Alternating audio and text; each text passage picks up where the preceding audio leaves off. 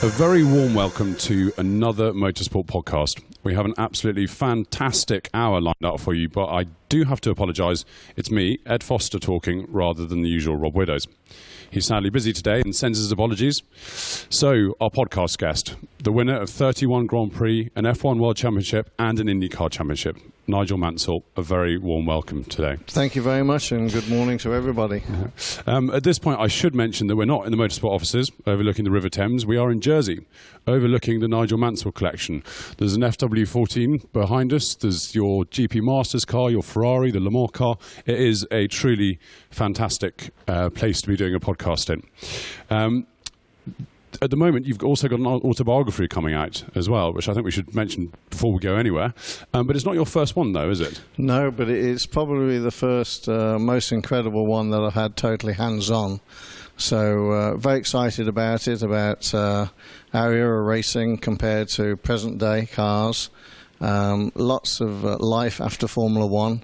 So some incredible stories, and I think people will find it hopefully a very fascinating read. So I'm looking forward to getting their comments. And it's totally different from the first one then, or is it sort of updated? Yeah, no, it is totally different because there's a lot of new material in there, and of course very different from the point of view of how it was then to how it is now, which you can only do 25 years on. So over the next hour, we're going to be sort of looking at F1 at Indycar. I think if we ran through your career step by step, we'd probably be here until 5 p.m. Too long, yeah. So we won't keep you for that. But before I came yesterday, I was looking at the Mansell Collection website and the videos and things like that. And one of the phrases you use in that is it gives you the full story about my fight to the 1992 Formula One World Championship. Is that how you still view it, as your fight to get there? Yeah, I mean, it's the dogged determination that we came up, what I call the hard school. We were born at a time where, you know, the racetracks were prolifically dangerous. There wasn't any, basically, Red Bulls around at the time to have career paths in motorsport. And certainly, other great Formula One teams at that time didn't have career paths for drivers. Basically, you made your own career path, and if you're good enough, quick enough, then a Formula One team might give you an opportunity. So, I mean, it was basically having to fight for everything that we could possibly get hold of to achieve anything. And I think it was simply the dogged determination and obviously the skill factor of actually driving a car that gave me my ultimate chance with the late great Colin Chapman. We'll come to Colin in a second, but you obviously raced in Formula Ford, and then I think your wife Roseanne sold the house to fund 6 drives in Formula 3. I mean, for many drivers, I always hear, Formula 3 was actually a really pure racing, great time in their lives. Yeah, but for you, it can't have been, can it? Because there's so much weight. I think the royal we is we sold the house, not Roseanne. Okay, sorry. But we were married at the time, so it was a joint decision. But I have to say it was a crazy decision, and I would never do that again, because 6 weeks later, after doing that and putting all your reserves into motorsport, you find out very quickly that it's an enormous hole that you can't fill. And then we're out on the street and had no home to live in. So it was a very poor decision. But it showed the commitment that we were prepared to make, and we had to rebuild our lives after that. Did it ever worry you at the time, when you sold the house, everything was into this Formula 3 campaign, and whether, you weren't even guaranteed, and I mean, obviously it led to an F1 test? I think we were very fortunate that we got married very young at 20 and 21, and we didn't have anything as such. We worked tremendously hard to buy our first house, although, you look back in those days, the first house cost £4,500, and it was mortgaged to quite a lot of that anyway. So, I mean, we lost everything, but we thought, well, we just have to start again. But it gave you greater focus, greater determination. It was a life lesson that sometimes just because you decide to put your all into something doesn't make it right, and it doesn't mean it's going to come right. So it was a wake-up call. There was a lot of pain that went with that decision, and a lot of regret as well, because then we found out in motorsport, when people promise you a lot of things, especially the teams you might be racing for, that then you might deliver what you can, but then they'll seldom deliver what they promise they will. So it was a huge wake up call. On to happier times, and the F3 races led to the Formula One test with Colin Chapman. Talk me through that day, because that must have been, you know, with everything that you had been through the last few years, to finally get a seat in a Formula One car must have been... Yeah, and you would think, well, it'd be nice and straightforward, but of course it wasn't, was it? We were recovering. It's 1979. I can remember it vividly. We somersaulted at Alton Park in a Formula 3 car, breaking my lower lumbar spine in my back. I had a couple of vertebrae completely crushed. And of course then the phone went the week after, and it was Colin Chapman's representative saying Colin would like to invite you down to Paul Ricard to test his Formula 1 car. And then basically saying that, but Colin understands that you've been in an accident, are you okay? And I said, yeah, everything's fine. And then basically I got on the phone straight away to my specialist and said, look, I don't want to hear all the negatives. I've got to drive a Formula 1 car in a week. What is the strongest painkillers, medication, what corset, or what can I put on my back in any way, shape or form to try and give it some support? And obviously we went down to Paul Ricard to drive a Formula 1 car with a broken back, which is not the most straightforward thing to do. And but when you're young and you're crazy, you tend to raise your game and able to push yourself through incredible barriers. And we were able to go down there, do the test, have an appreciation, make a connection with the Lotus team and Colin, the late great Colin Chapman, and it all sort of started off from there. You call him the late great Colin Chapman now. I mean, I think that obviously goes some way to describing how you felt about him. How was he to work with? Because he must have had a real air of mystery when you arrived there. For me, he was majestic, charismatic. He walked in the room and everyone stopped. I mean, he carried himself so well. He was a wealth of knowledge, incredible entrepreneur, incredible designer, and for me, a father figure. And we got on great. We had our misunderstandings, but he'd sit me down and explain things to me and have a chat and tell me to trust him, which I did, and told me how things would be with the press, and he was absolutely spot on, and he was just an amazing man. And I mean, unfortunately he departed prematurely, far too early, because a great void was created when of course Colin died. Do you ever think back, because obviously Peter Waugh then took over and your relationship with him wasn't as good as it was with Colin. But do you ever wonder what might have been if, you know, yeah, with your career? I mean, first of all, the sad thing was that, he tried to emulate Colin, which was a huge mistake. And there was zero relationship with him. And the thing was, if Colin has still been around, I've muted this many times, not at the detriment of any other team I've raced for, but if Colin had still been living, I'm sure I'd have won the World Championship a lot sooner. And if Colin would have been here for a long time, chances are I would never have driven for anybody else. So yeah, I mean, what would have been, you never know. But what I do know is, Colin was one of the great names of motorsport, an incredible legend in his lifetime and certainly afterwards. Because then there was the comments that Peter made after Monaco, I think it was, when you were leading the race, that you wouldn't win a Grand Prix. And I was looking through your history, you had 38 retirements, let alone sort of finishes before your first Grand Prix victory. It was obviously a fight to get there, and then once you were there, I mean, you were still fighting, weren't you? I mean, how did you cope with it? I think first of all, generalising, a lot of people say a lot of things in motorsport that they regret afterwards, and Peter Waugh's no exception. He said some very foolish things, but the thing is that every single driver, no matter who they drive for or with, have to have this challenge. Call it a challenge, call it a battle. Call it, they have to be honest with themselves, because in the days that we were driving, there was a lot of fatalities, a lot of injuries. That's why we all got the chance to drive, because there are so many people every year either being killed or being injured out of the sport. There was new blood coming into the sport on a yearly basis. And any young driver coming through, whether you had money or not, the risks were still the same. So when you had genuine risks, unlike today, where it's the safety is just improved, the cars, manufacturing, and the survival cells of a Formula One car is just so incredible. Back then, every driver, no matter what background he came from, had a healthy respect to do the job. And it was a challenge. It was a huge challenge. It was a huge commitment. And, you know, if you dropped your guard while you were driving or doing your job, you could be very, very seriously hurt, or you could lose your life.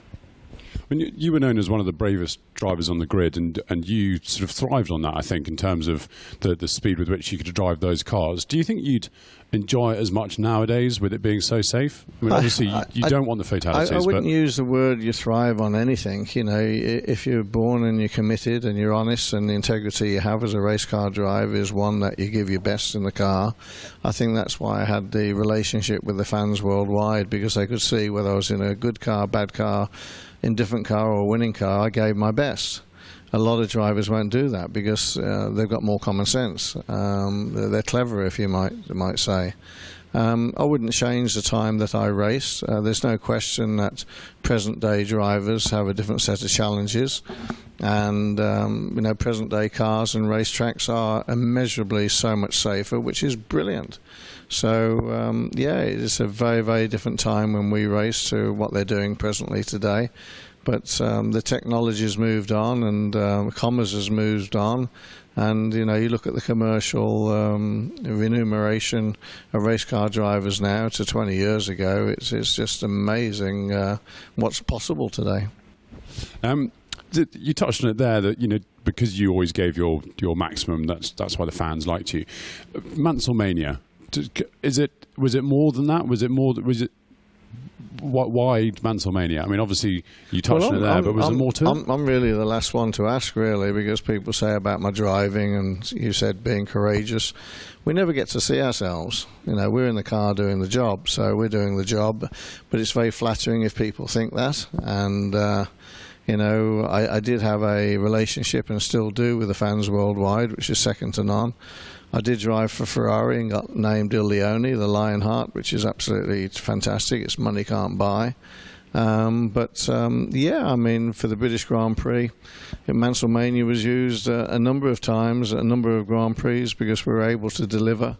We won 5 times. To be absolutely Pacific, we won 4 British Grand Prix and 1 European Grand Prix, but that was on English soil. That's why I get confused, because I think I won 5 British Grand Prix. But the one was at Brands Hatch in '85, which was the European Grand Prix, and then 4 subsequently was one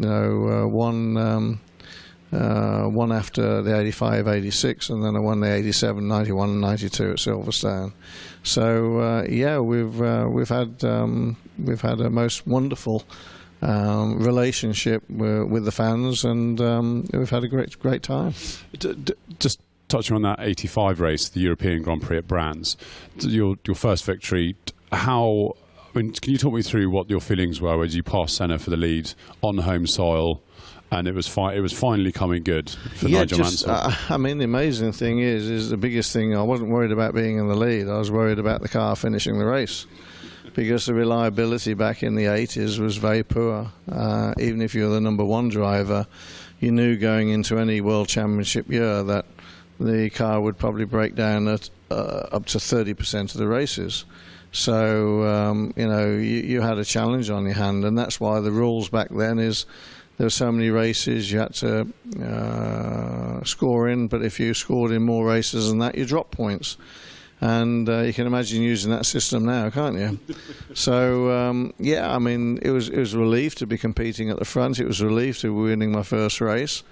But I can't tell you the relief I felt when the car came around on the last corner, and the first thoughts I had coming around on the last corner on the last lap was, if it breaks down now, I can actually coast to the finishing line and still win.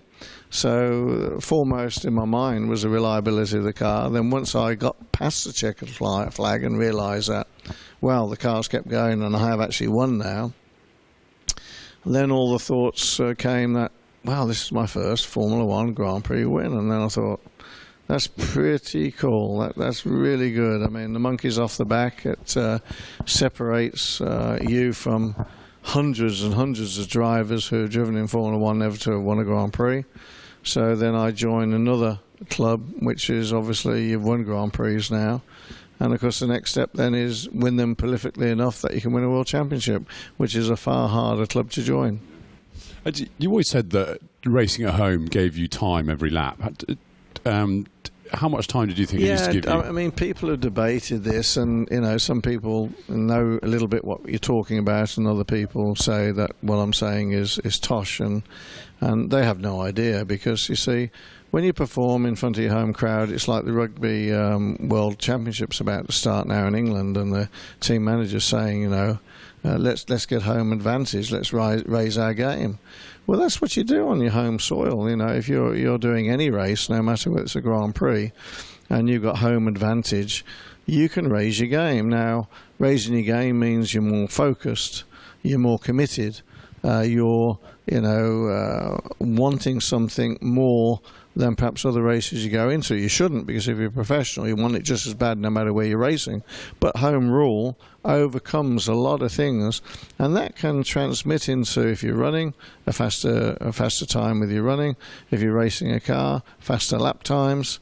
But more important than faster lap times is that you put everything in place, that you run the most perfect weekend you can probably do to get the best out of yourself. You manage your body, you manage your mind, you manage the car, and you pull things out the hat that you wouldn't normally be able to do at other races during the year. And I was always able to raise my game quite significantly at the home Grand Prix, because my comfort zone was there. We used to stay and live at the circuit. We didn't stay in a hotel, we stayed at the circuit. The fans were fantastic, the marshals were fantastic, the officials were. The team was always had barbecues because all the families used to come. So it was just one big party. We put a post up on the website yesterday asking for questions, and we had hundreds. So I'm going to have to pick and choose. But there's one here, something we were just talking about, from Paul King, saying, Nigel, you were always regarded as a driver not lacking in bravery. Which of the cars you drove during your career most rewarded that bravery? No question. I mean, FW11B, the turbo car with 1,350 horsepower. Because on some of the fast corners, Silverstone 87 for one, hanging onto the car going round, Stowe flat out and Club almost flat out. You get it wrong with the catch fence post there, then the chances are you'd get really seriously injured. But it rewarded you, because as I demonstrated the last 28 laps of the race, I could catch Nelson Piquet, my teammate, and obviously win the Grand Prix. So most rewarding time, definitely. Just going on to 86, you were within a hair's breadth of, that championship. How, you were just talking then of how difficult it is to become a multiple Grand Prix winner and a world champion. How did you cope with that disappointment? How did you? Because it was devastating, absolutely devastating, and even, all these years on. I mean, 29 years on, still devastating. That sport can be cruel, life can be cruel, and it's part of life lessons with humility that you just have something in the cup of your hand, and then it's just totally taken away. And but fortunately, just like the book, there's a theme with the book: you bounce back, no matter what's thrown at you, you bounce back. And that's a little bit with life. You pick yourself up, you dust yourself down, and as long as you can still walk, talk, and perform, you get on with the job. And I learnt an awful lot from it, and but I wish I didn't have to experience it. Looking back at that year, Nelson Piquet came in. When you think of Piquet now, have sort of wounds healed, or do you still have a problem with him, or is it easier now? The thing is, I've always acknowledged Nelson as a great world champion. On his day, he's a sublime race car driver. What I've always maintained is that his tactics off the circuit is quite deplorable at times, but he knows that. He actually admits it in different interviews at times, and that's his personality, and it's a great shame. And it's just one of those things, but it's a great shame, because he is a great driver, and he doesn't need to stoop to those levels. Do you always say that you put everything into the car everything into the driving when you're in the car, and you didn't care for politics at all? What you wanted to do was race and race as fast as possible. Do you think that politics is something that's a part of a Formula One driver? It's just another part of what you need to be in order to. You see, I've analysed this. Time gives you great clarity of thought. After the event, you have all the answers.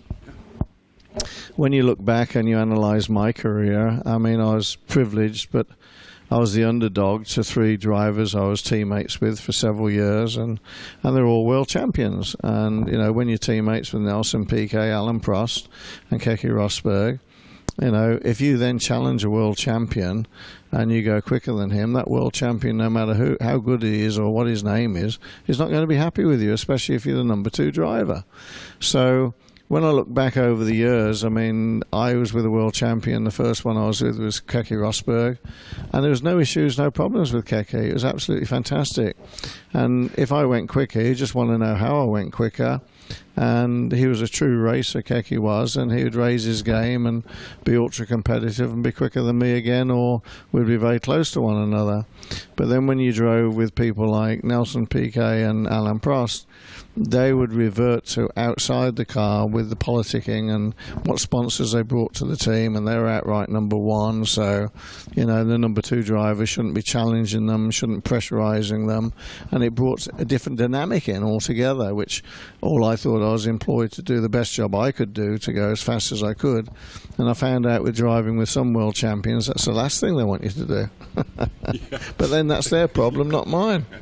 Would you say that you and Keke were quite similar in your approach to racing? Yeah. I mean, Keke was a thoroughbred racer. He didn't suffer fools easily. And we got on tremendously well, and we're a formidable team, so we worked very well together. I've got another question here on something we were literally just talking about from Peter. It says, how much downforce did the FW14B have compared to the FW14, and how much faster was the B version? Well, I mean, it's probably difficult to quantify because of the evolution of the engines and the tyres every year.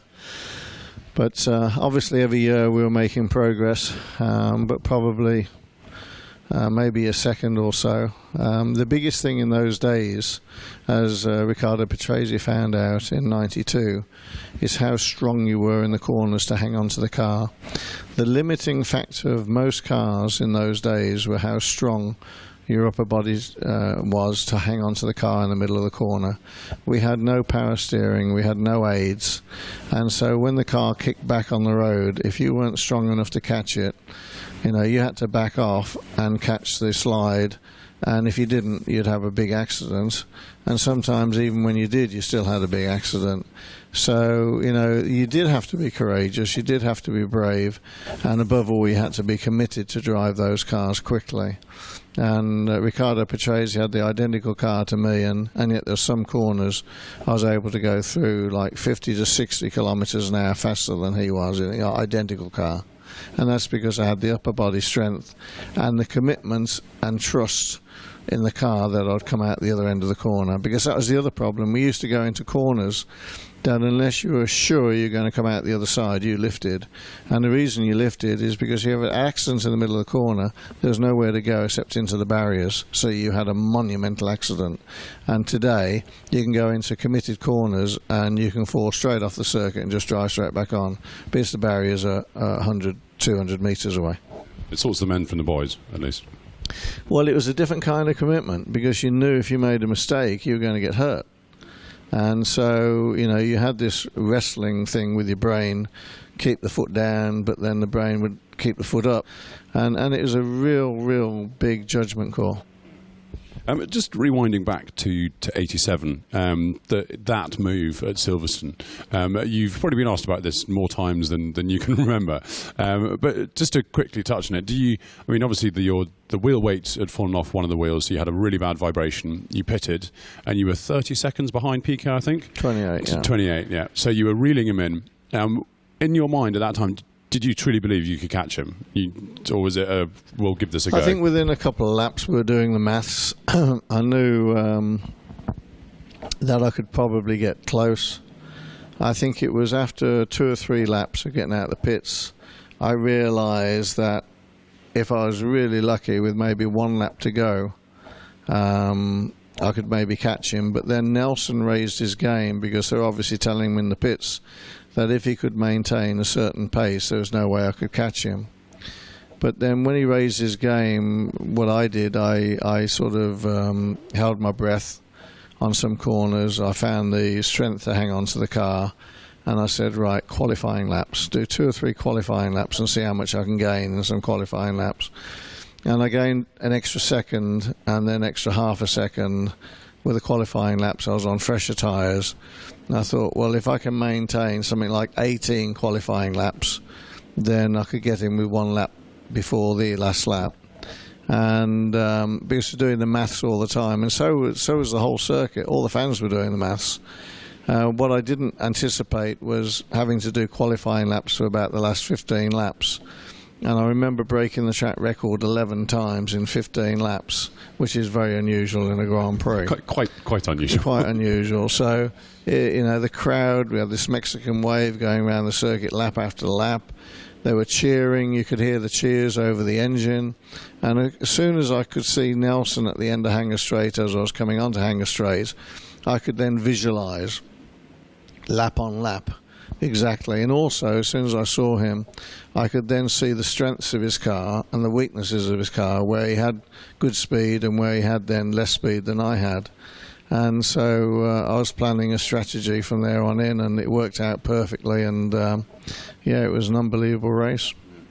When your car then ran out of fuel on the cooling down lap, and you were engulfed by the crowds, I mean, at that moment, that surely must have felt a little bit like a World Championship, that Grand Prix victory.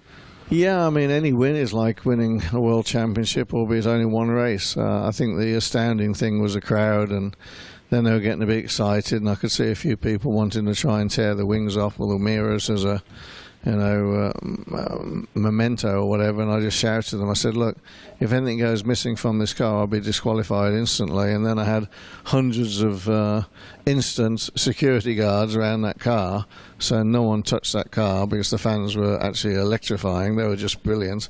And then they lifted me above their shoulders, manhandled me, and then obviously the marshals came, had to take me to the podium, and it was just a brilliant, brilliant end of the race feeling. It was just magnificent. What did you say to yourself in your helmet as you sold the dummy and got down the inside at Stoke? I didn't say anything to myself. A small smile, perhaps. Other than the fact that I said to myself, I'm going to get 1 chance at doing this. I knew Nelson very, very well. I knew his driving tactics. I knew if he had any chance at all, he'd force me off the road. And we didn't have any regulations that you could only go this way once and that way and defend. And so I knew he'd chop and change, whatever. And I just had to sell him a dummy and make sure it was good enough dummy. But the biggest part of it was the closing speed.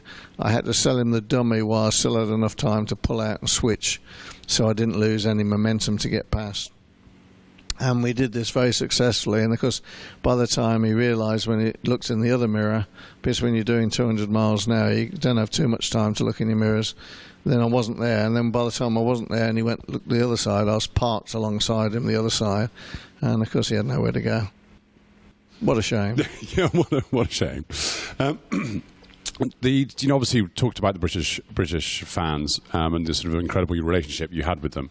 The British press, so the other end of the spectrum, and you always had a rocky relationship. Why do you think that was? It was mixed, and there's no question that some drivers were able to oil the wheel, shall we call it, with certain press and give them privileges, and perhaps even help sometimes, shall we just say, with their expenses.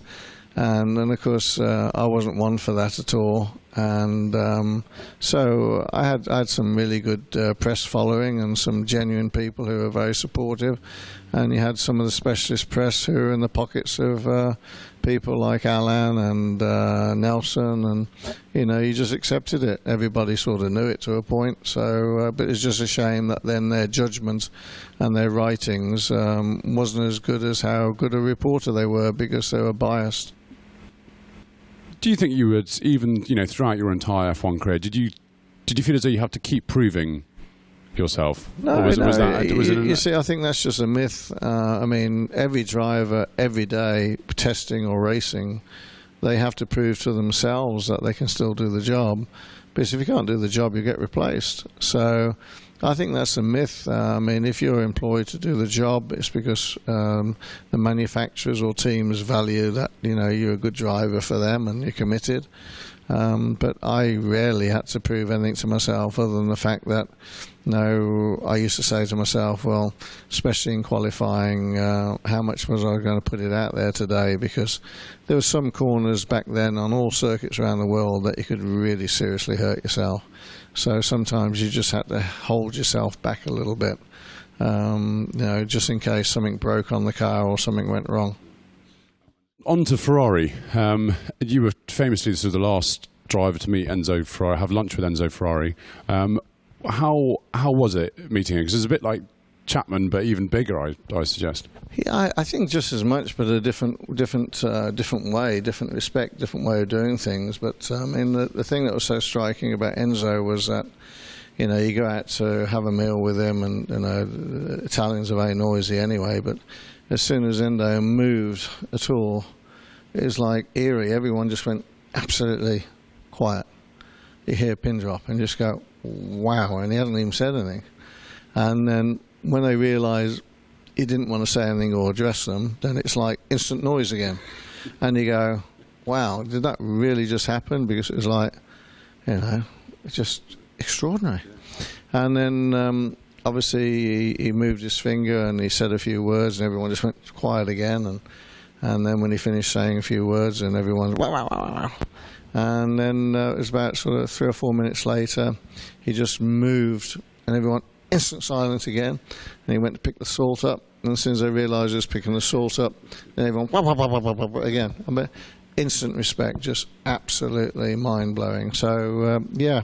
And the Italians, they're beautiful. They wear their hearts on the sleeves, and you know exactly where you are with them. If they're unhappy with you, they tell you. If you're happy, if they're happy with you, they tell you. They celebrate, and I had a wonderful time with them. Wonderful, wonderful time. Did you grow up dreaming of driving for Ferrari, like so many drivers, or was it actually just I want to get to F1? It just sort of evolved, and I feel very privileged that they were a part of my heritage, and we had a wonderful time with them.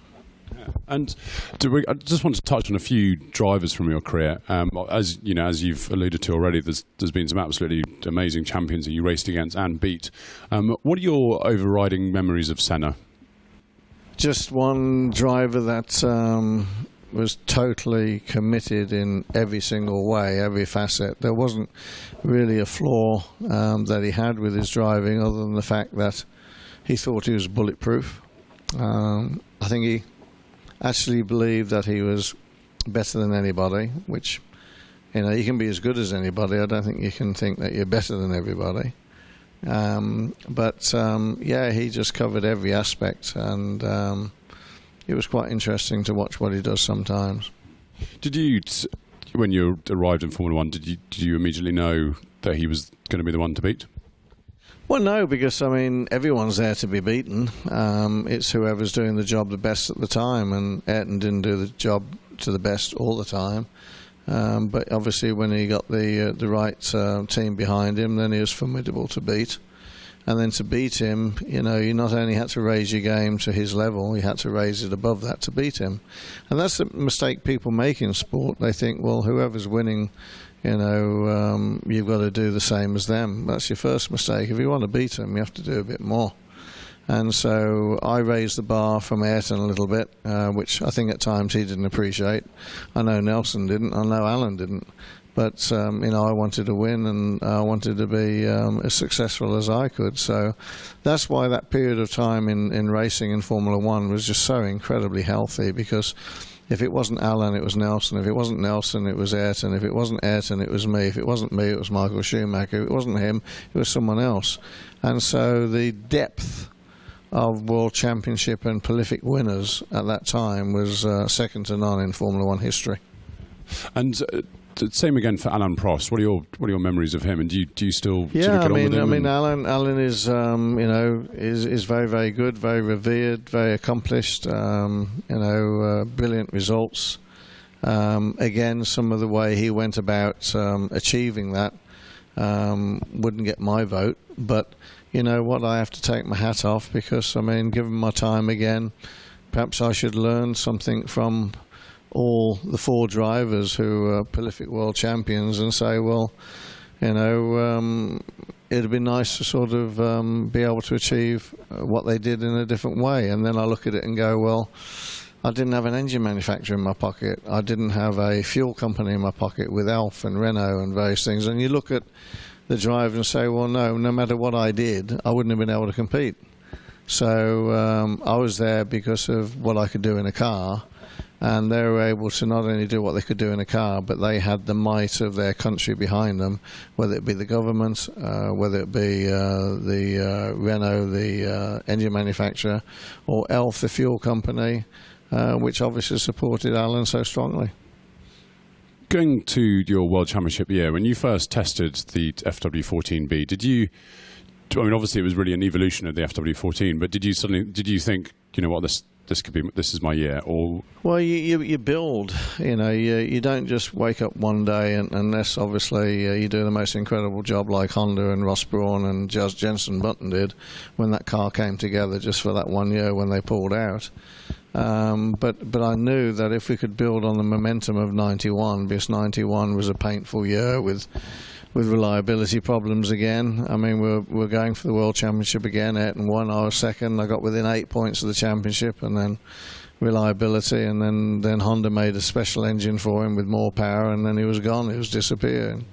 So 92, I knew in the winter. That's why I made the decision not to get my foot operated on, that if it was going to happen, this was my year. I knew it, I could feel it, and so I didn't leave any stone unturned, and hence why we won the first 5 races, which was just fantastic, and a great start to any season.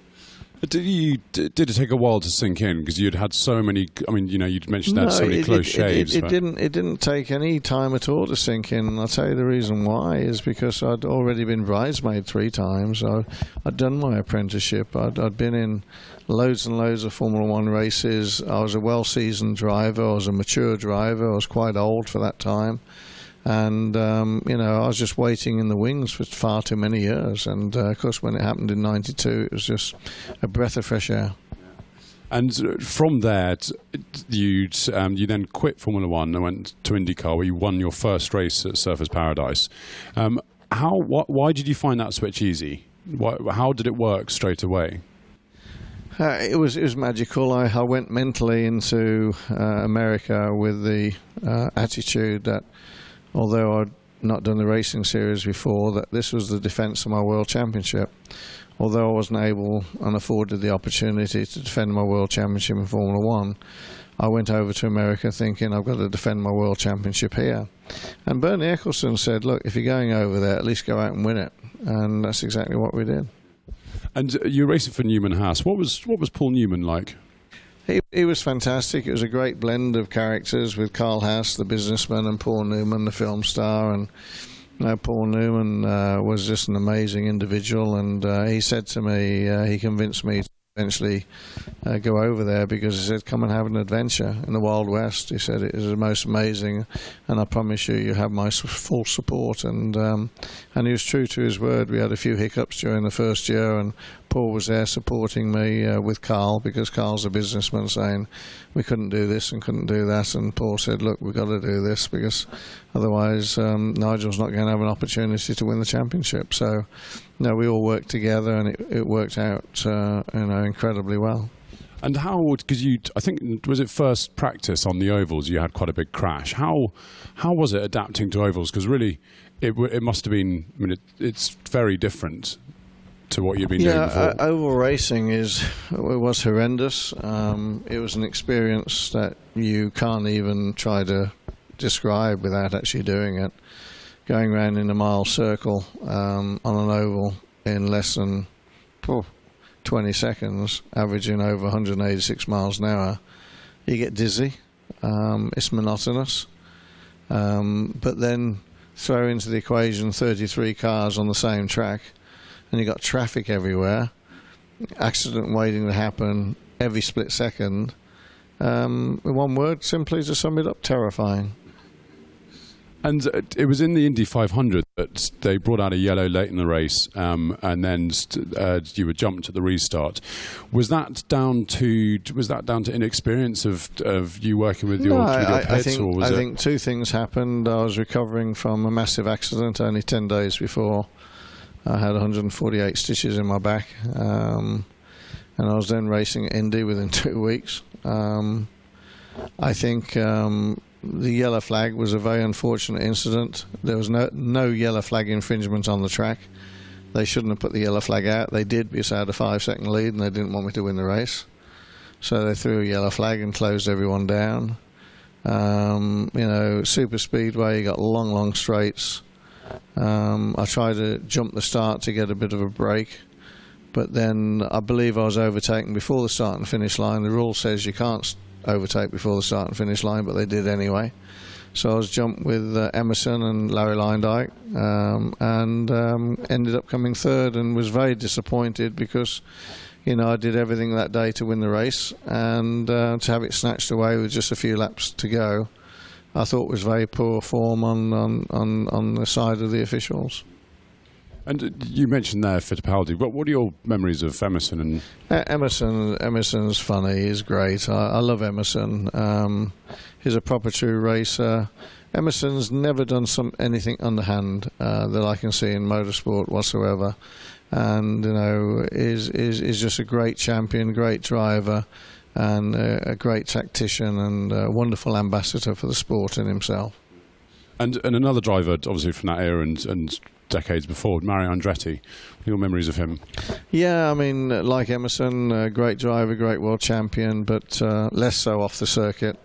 Mario can be quite political and underhand, but great champion, great guy, just does things a different way.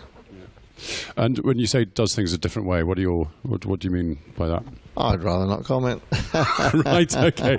Well, we've got so many questions to go on to. That's not a problem at all. Something here I quite like. We might have already sort of covered this, but from Tom Allen, which teammate did you admire the most? I think the teammate I had the most fun with, there was two of them, was Keke Rosberg and Riccardo Patrese. And there's another one here from David, which is quite interesting. Why did you never become a team owner or manager?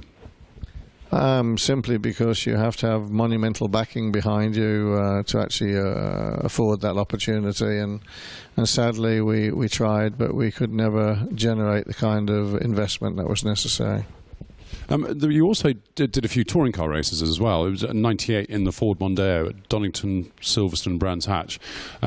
Why did you do that, and did you enjoy it? I love racing, and an opportunity was presented to me for all the right reasons. We did it, and then when we did it and had that wonderful race at Donington, then the funding was withdrew straight away through cost cutting.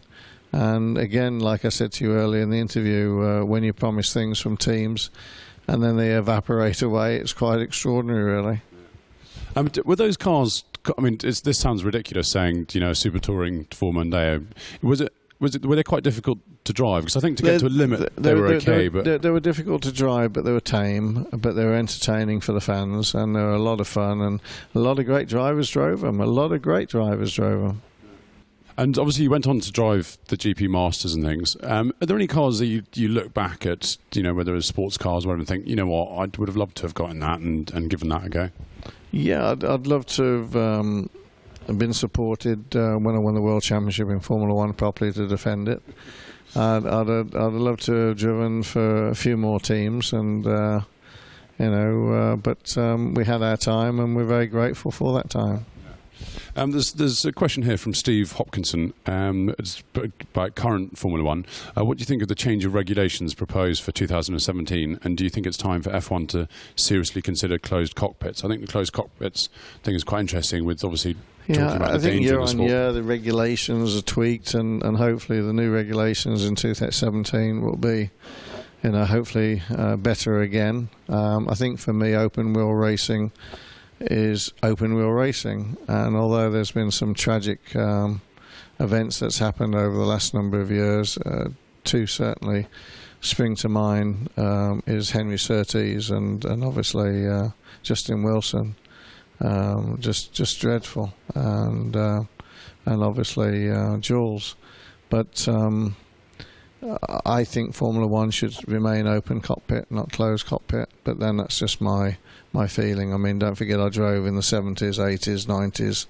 So and the last 20 years has been the safest in motorsport, in the history of motorsport. At the end of the day, ladies and gentlemen, motorsport is dangerous.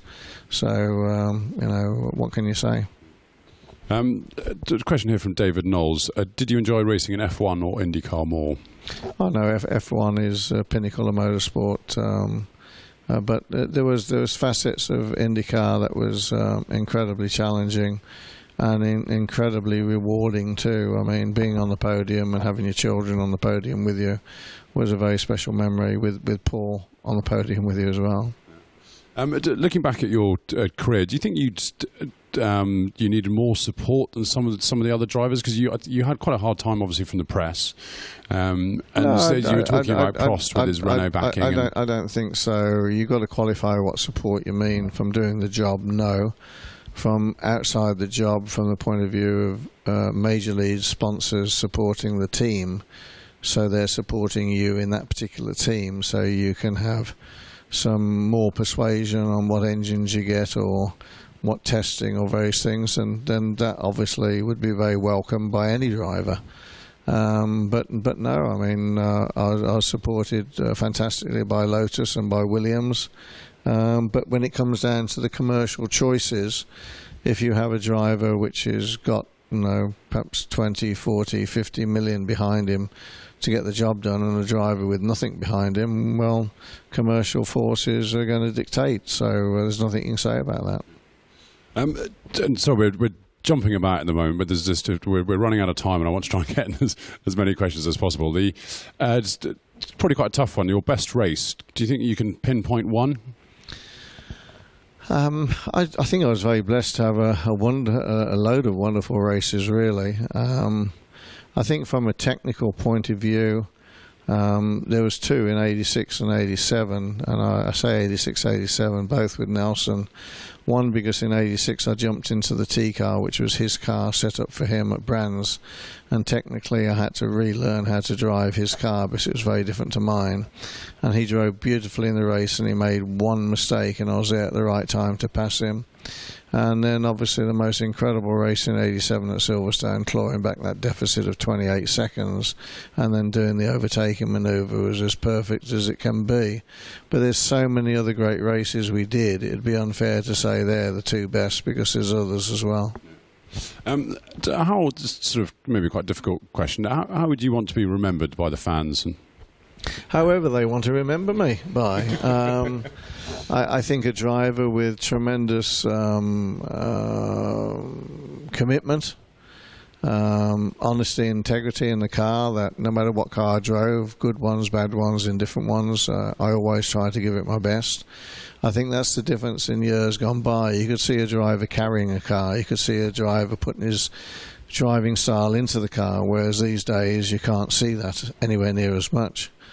And a driver that was a pure racer, that I didn't wait for things to happen, I made things happen, and I think that's why the fans embraced my driving style and the way I was, and it was great fun. Is there anything you change, anything you do differently? I mean, obviously there are lots of things that happened that you wouldn't want to have happened. Yeah, but do you think there's anything that you did? There's a whole number of things. I mean, sometimes you push too hard that you don't have to. You have sometimes an accident that you think, well, even if you're 40% to blame, so the major part of the accident you weren't to blame, you say, well, could it have been avoided in hindsight? Then it could have been. Sometimes you have to stand your ground, obviously against the likes of Ayrton Senna or whatever, otherwise you just get pushed all over. But primarily, I think looking back, I learned an awful lot off all the world champions I raced with, and I wasn't a political animal in any way at all. Perhaps, even if I would sort of capitulate to 10% political, I probably would have been a lot more successful. So you learn that with experience, and But you're never going to win when your teammates against a world champion, because as soon as you start challenging them, they're not very happy with you. So you can't win anyway. And finally, before I'd leave you in peace, obviously in this amazing Mansell collection down in Jersey, which car in here do you, when you come in on your own, do you linger over a little bit more? Is it the FW14 or the Ferrari, perhaps? Yeah, I think all the above, but especially both of those, and in no particular order, one in both of them. And it's like you pinch yourself and, did I really do that? Did I really do that? So it's interesting. Nigel, thank you so much for such an entertaining and honest hour. It's been absolutely fabulous. Well, to all the fans and everything else, thanks for a great interview, and I hope you've all enjoyed some of the insight. Yeah, I'm sure they have. We'll be back next month with another podcast, so we'll see you then. Goodbye.